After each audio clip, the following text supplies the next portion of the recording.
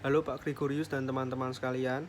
Di video kali ini saya akan membahas mengenai tugas moral yang pertama, mengenai teologi moral. Sebelum itu izinkan saya untuk memperkenalkan diri saya terlebih dahulu sebelum lanjut ke topik pembahasannya.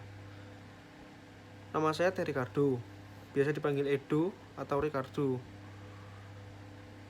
Sekarang ini anggota keluarga saya berjumlah 3, Mama, Cici, dan saya. Karena Papa sudah pulang ke rumah Bapak. Lalu puji Buddha, saya, Cici, dan Mama selalu sehat dan diberikan karunia luar biasa pada Buddha. Lalu hobi saya adalah basket. Bisa dibilang keluarga saya lebih dominan ke arah olahraga. Saya dan Cici dan Papa tepatnya suka di bidang olahraga basket, sedangkan Mama suka di bidang bulu tangkis atau tenis meja, atau biasa kita sebut dengan bola pingpong. Mungkin sekian perkenalan dari diri saya. Selanjutnya mari kita simak mengenai tugas yang telah Bapak berikan, mengenai apa itu teologi moral. Teologi moral Katolik adalah sebuah kategori besar dari doktrin di dalam Gereja Katolik Roma. Sejajar dengan sebuah etika religius, teologi moral meliputi ajaran sosial, etika medis, etika seksual, dan berbagai doktrin Gereja Katolik Roma terhadap kebijakan moral dan teori moral individu. Teologi ini bisa dibedakan sebagai suatu yang berkenan dengan bagaimana seseorang itu akan bertindak, dan bukannya teologi dogmatis yang membahas apa yang seseorang percaya. Sumber teologi moral Katolik meliputi Kitab Perjanjian Lama dan Kitab Perjanjian Baru, serta etika filosofis seperti hukum alam yang dipandang selaras dengan doktrin Katolik.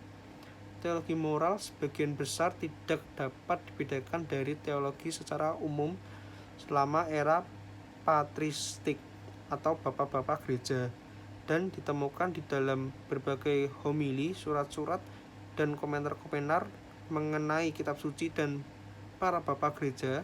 Selama abad pertengahan, teologi moral berkembang dalam ketelitian dan wawasan melalui pandangan skolatisme atau etika dalam agama. Kedua, itu pertanyaannya adalah apakah itu penting moral di agama kita. Nah, kebetulan saya kan beragama Buddha, jadi saya akan menjawab apa pentingnya moral bagi agama Buddha. Di sini moralitas menurut Buddha memiliki 5 aturan moralitas Buddhis. Yang pertama, aku bertekad melatih diri menghindari pembunuhan makhluk hidup. Yang kedua, aku bertekad melatih diri menghindari pengambilan barang yang tidak diberikan. Lalu yang ketiga, aku bertekad melatih diri menghindari perbuatan asusila. Yang keempat, aku bertekad melatih diri menghindari ucapan bohong. 5. Aku bertekad melatih diri menghindari minuman keras, barang madat yang menyebabkan lemahnya kesadaran. Yang saya sebutkan tadi itu terdapat 4 makna yang utama, yaitu setiap orang tidak ingin menderita. Yang kedua, aku bertekad. Yang ketiga, melatih diri. Lalu yang terakhir adalah konotasi pasif dan aktif. Setiap orang tidak ingin menderita. Tidak ada satu orang pun di dunia yang ingin menderita. Jadi, kalau Anda tidak ingin menderita, maka jangan membuat orang lain menderita karena ulah yang kalian perbuati. Lalu di sini ada aku bertekad. Aku bertekad ini memiliki arti bahwa apa yang kamu tanam itu yang akan kamu raih. Hukum sebab akibat berlaku di sini.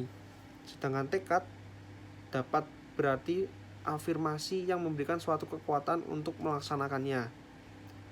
Melatih diri. Di sini di ajaran Buddha tidak ada kata harus atau wajib, namun melatih diri.